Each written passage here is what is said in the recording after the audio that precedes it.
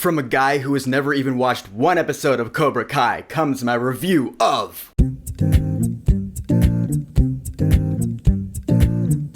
Karate Kid Legends. So Karate Kid Legends is the 6th movie in the more or less beloved Karate Kid franchise, and this movie actually does something interesting. Because the original Karate Kid with Pat Morita and Ralph Macchio, it had 3 sequels. Then in 2010, there was a remake slash reboot with Jackie Chan and Jaden Smith. I remember seeing that in theaters and thinking it was okay. Now this Karate Kid movie, Legends, comes out and says, no, that reboot back in 2010, that's actually part of the same shared universe as the original movies, because it features both Jackie Chan and Ralph Macchio. So shared universe, now we're moving forward. High schooler Li Fong and his mother moved to New York City from Beijing, China, and from there it's pretty classic Karate Kid formula. Kid meets a girl he really likes, he gets picked on by a really mean bully. He's already pretty good at Kung Fu, but now to beat this bully in a tournament, he's gotta learn Miyagi Karate. So he trains with his uncle Shifu Han, Jackie Chan, and Daniel LaRusso visiting from the valley, and we're gonna win this thing. Gotta say, Babe and I really enjoyed this movie. I mean, it's simple, it's right to the point, it's about 90 minutes long, so it's pretty short. All in all, this movie is not hurting anyone.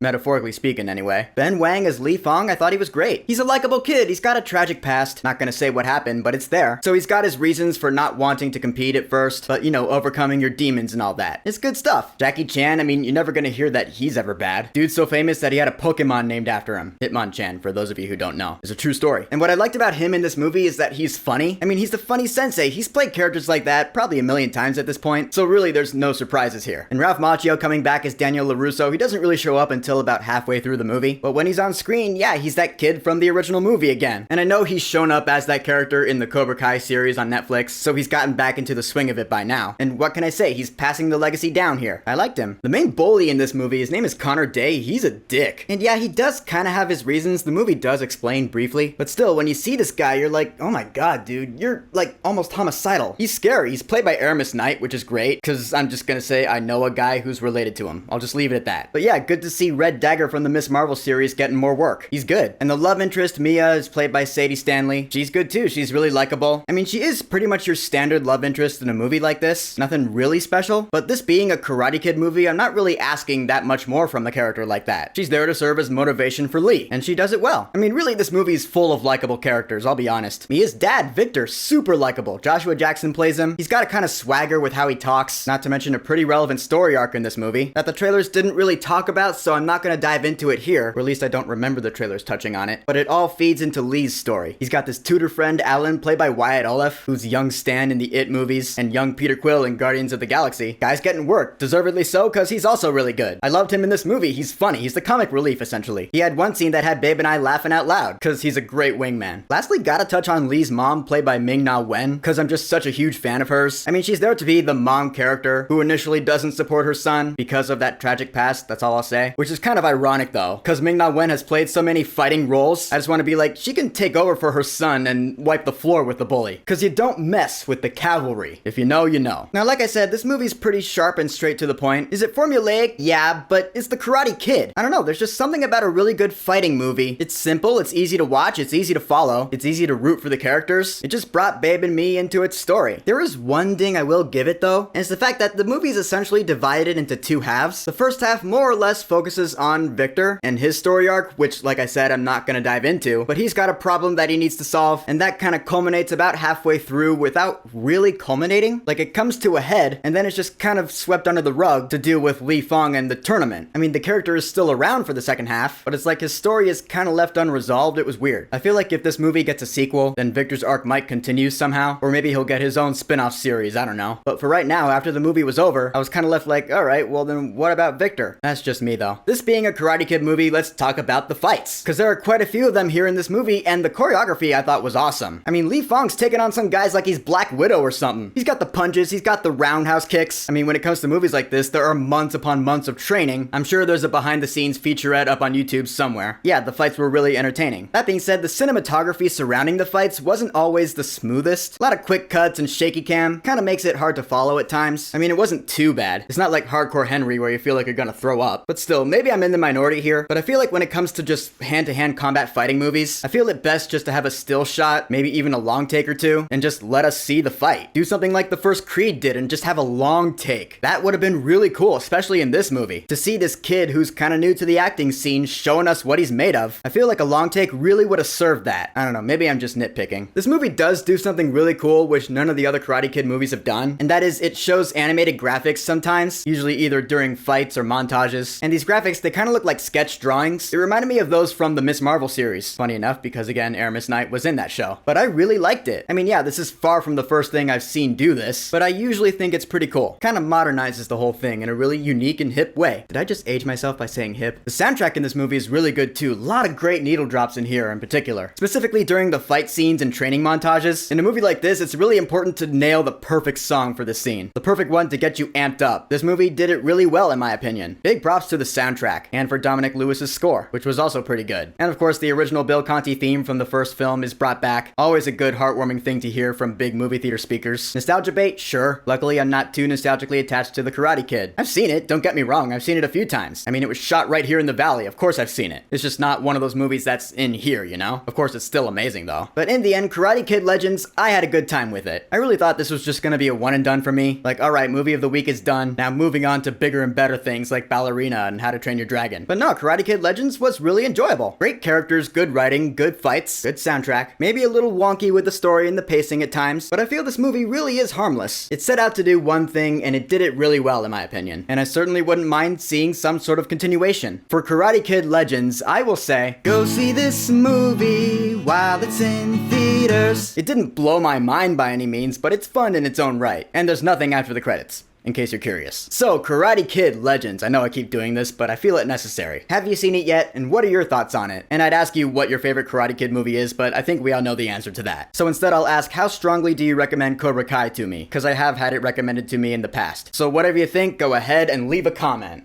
And of course, thank you for subscribing. Peace!